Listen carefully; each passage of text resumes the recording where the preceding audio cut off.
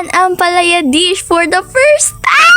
First time ko to, kaya wag niyo ako i-bash dyan mga people abilities. Sa pagluluto nga talaga ng ampalaya na ulam is kailangan natin ng ampalaya, malamang. Tapos chicken and kamatis. Tapos basta yan te, lahat ng ingredients na yan te. So una nga talagang step. Ay wow, kala mo naman talaga marunong talaga!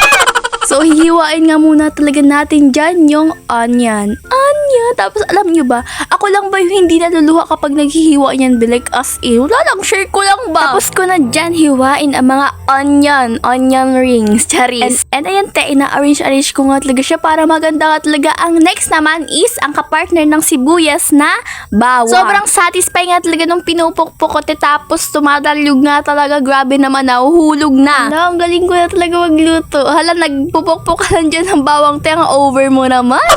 So, pakinggan nyo nga talaga ating pagpupukpok ng bawang, be.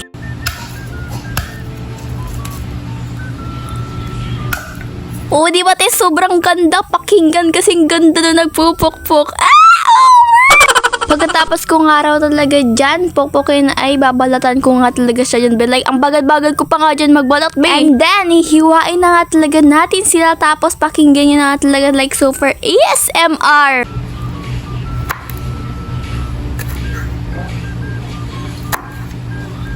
Ang next naman ay hiwain natin ay yung main ingredient ng ampalaya. Malamang nga kaya nga ampalaya, dahil kailangan natin ng ampalaya na gulay. Over ka talaga!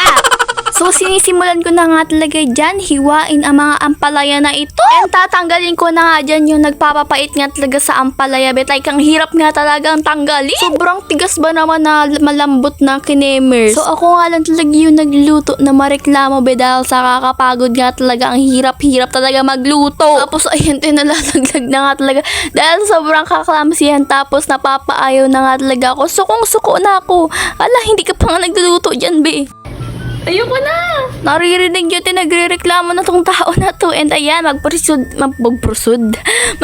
na nga talaga tayo sa paghihiwa dyan ng ampalaya. Halos isa lang naman ang hiniwa ko dyan, dahil di talaga ako marunong. Tapos ayan, tapos na nga rin talaga ako sa paghihiwa. And then, lalagyan nga talaga natin ng asin yan. Kasi nga, sabi nga talaga ni ate, ito nga talaga ay nagpapawala ng pait. Kaya ibababad muna natin yan. And ang sunod naman nga talaga ay hugasan natin tong kamatis at hihiwain na.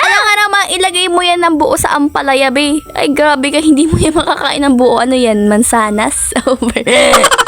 Pabaligtad ko nga sana talaga yung kamatis hihiwain. Kaso nga sabi ni ate ay tudulas nga raw talaga. O diba, halatang di talaga ako marunong maghiwa, te. Pati sa paghiwa na lang. So, dalawang kamatis nga talaga ang ginamit dyan namin, be. So, i-open na natin ang kalan at maglalagay na nga talaga tayo ng konting mantika para mailagay na nga talaga tong anong tawag dyan, be? Nalimut na.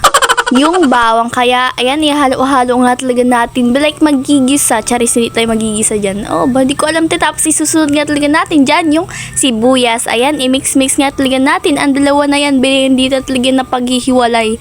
Huy!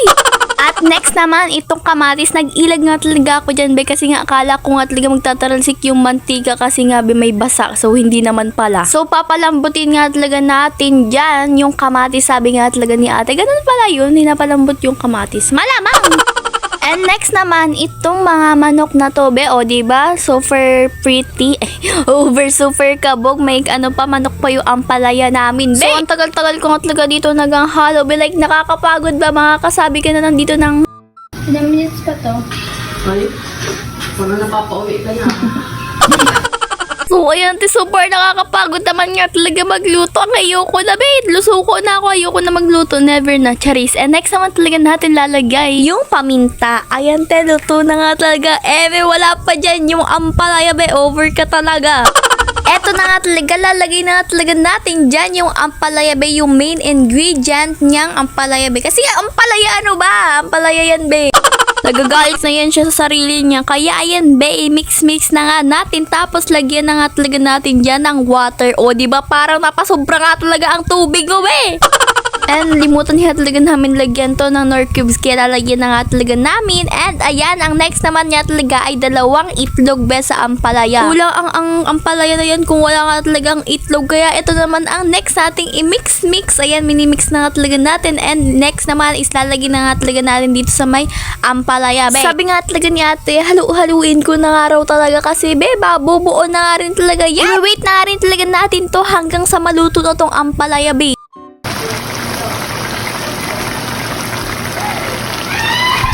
Finally, luto na nga rin talaga ang niluto nating ampalaya na ulam ngayong gabi. I mean, nung gabi na yan, o diba? Super bango, kaya tikiman time na nga. Ito nga talaga yung honest reaction ko nga talaga sa una. Kasi ako nagluto niyan, kaya masarap yan, charis. Pero masarap naman siya, may pagkakaunti nga na talaga na kapaitan ba. So, dito na nga rin talaga magtatapos itong video. Mag-request nga talaga kayo kung ano nga talagang gusto kong lutuin next. Bye-bye!